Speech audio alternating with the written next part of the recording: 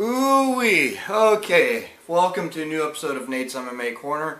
I am Nate, and if you watch my show, you're in my corner. Okay, so today's episode is a post-fight show for Matt Brown versus Robbie Lawler, UFC on Fox.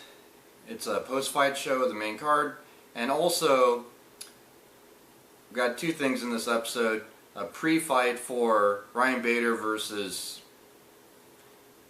St. Preux coming up this Saturday. Okay, so let's go down the post-fight rundown of the main card of Matt Brown versus Robbie Lawler. Yeah, so let's get started with the main event. Matt Brown versus Robbie Lawler welterweight clash, 5-round main event, UFC on Fox. Yeah, this was a lot of pity powder for 5 rounds. This fight could have been so much better. I was expecting an explosive knockout. I'm a fan of both these guys. I wanted Robbie Lawler to win, but I was hoping to win by vicious knockout and really convince us that a rematch with Johnny Hendricks will be better than the first one. The first one wasn't the worst match of all time, but it could have been a lot better. It wasn't a bad match, but it could have been better. So yeah, the winner of this fight gets a shot at Johnny Hendricks for the UFC welterweight title.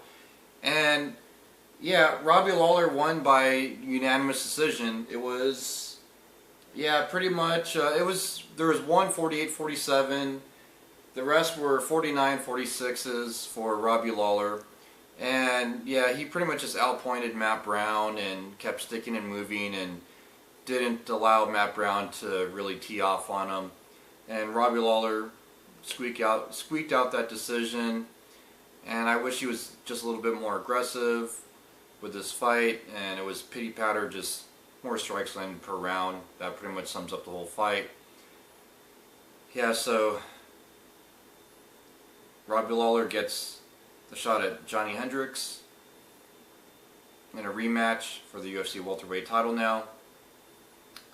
And that sums it up for the main event. The co-main event was Anthony Johnson versus Antonio Rogerio Nogueira, aka Little Nog. Yeah, now this was one of the best fights on the whole card, bar none, period. Yeah, it was only 44 seconds into the first round. I like these quick finishes. I like these explosive, exciting fights that end quick. And Anthony Johnson got it done in 44 seconds of the first round. Yeah, it was officially ruled a TKO by punches. And yeah, once he landed, you could tell Little Nog was rocked and he didn't have a whole lot left in him. He was already weakened by a couple clean shots. He was dazed and confused, and I'm not talking about the movie. And next thing you know, Anthony Johnson gets a knockout, and Anthony Johnson is definitely, in my opinion, a top 5 ranked UFC light heavyweight, deservingly. After a performance like that, yeah, Anthony Johnson's been looking great. He's been exciting to watch, fun to watch. Just can't say enough great things about him. Yeah, the Black Zillions really did a good job with him. Yeah, then also on the main card we had a featherweight bout with Dennis Bermudez versus Clay Guida. This is one of those matches where I like them both. I knew Dennis Bermudez would probably win this one because he's a young guy, he's hungry, he's on a huge win streak. I believe it's 7-fight win streak now in the featherweight division in UFC. And Dennis Bermudez won by submission. It was, yeah, rear naked choke, round 2. It was a great fight though. Clay Guida put up a fight in that first round, but he's got overwhelmed in that first round, and then Dennis was able to finish off in the second with a rear naked choke. He uses wrestling and got dominant positions and transitioned to the rear naked choke. It was a great finish for Dennis Bermudez. So good job. I hope maybe one more match at this point and Dennis Bermudez gets a title shot, because, I mean, 7-fight win streak, and that's just insane. I mean, if not his next win, the win after that, they have to give him a title shot. Yeah, so then to kick off the main card, we had a lightweight bout with Bobby Green and Josh Thompson. And Bobby Green won by decision split. And this fight is the poster child for why I complain so much about lightweight matches to a large extent. Not all lightweights are boring, but a lot of them are. You know, I got favorite fighters in every weight class, but the lightweight division's always been that lackluster overall division for me, with exceptions of Sean Shirk and maybe Nate Diaz on a good night. And yeah, you know, Bobby Green, it was pity patter, 3 rounds. They might as well played patty cake in the fight. And Josh Thompson he didn't know what to do. He was outstruck, and Bobby Green was creating good angles and landing some good shots. And I think the decision, they got it right. Bobby Green deservingly won this fight. I think it should have been 29-28 unanimous decision, but at least the right guy got the decision in this fight. So, good job Bobby Green nonetheless. And I kind of like Bobby Green. I don't mind Josh Thompson either. Yeah, so that sums up the post-fight show for UFC on Fox, Brown versus Lawler.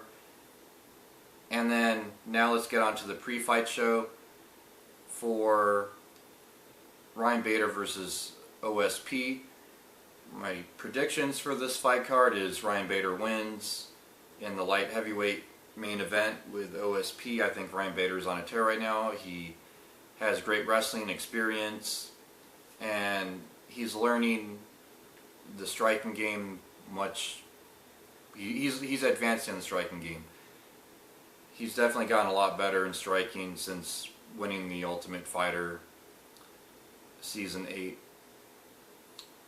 And yeah, he's definitely a beast. Yeah, then in the co-main event, in the lightweight division, I'm picking Ross Pearson to beat Gray Maynard.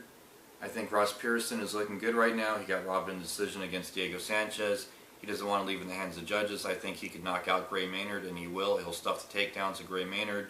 Gray Maynard, his chin's questionable. He's getting worn out. I think Gray Maynard's not what he used to be. Then, also on the main card, middleweight division, we have Tim Boesch versus Brett Favre. I think Brett Favre wins this by quite possibly unanimous decision.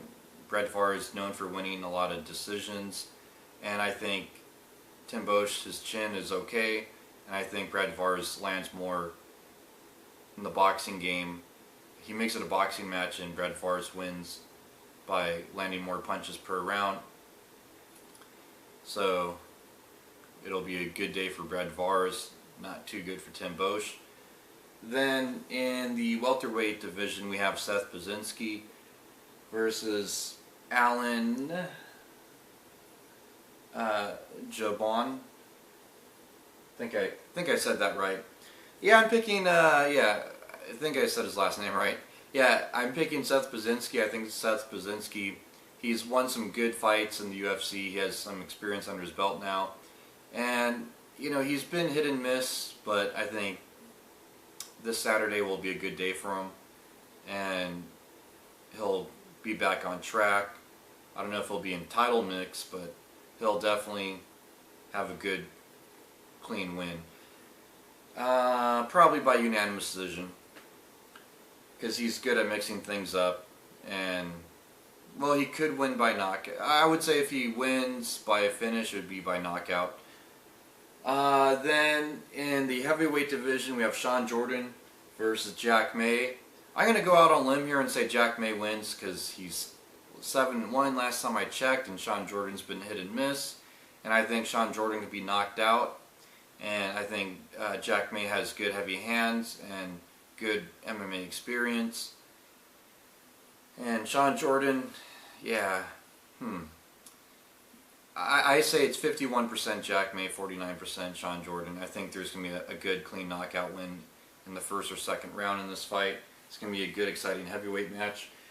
Then, to kick off the main card in the featherweight division, we have Thiago Tavares versus Robbie Peralta. I'm picking Thiago Tavares to win this. Not just because I met the guy and he's a great guy, but I think Thiago Tavares, he's gotten a little bit better. He's been hit and miss in the UFC. He's a UFC veteran. But Robbie Peralta, he's not been looking too good in his last few fights. And Thiago Tavares is... He's training hard. He's training hard, let's put it that way. And he has great ground game. And I think his speed and his quick hands will get him a unanimous decision victory. At least 29-28 in this fight. And also, I want to say a shout out to a local guy who's fighting on the prelims, Nolan Tickman. Yeah, he's a bantamweight and he's making his UFC debut on this card on Fox Sports 2 against,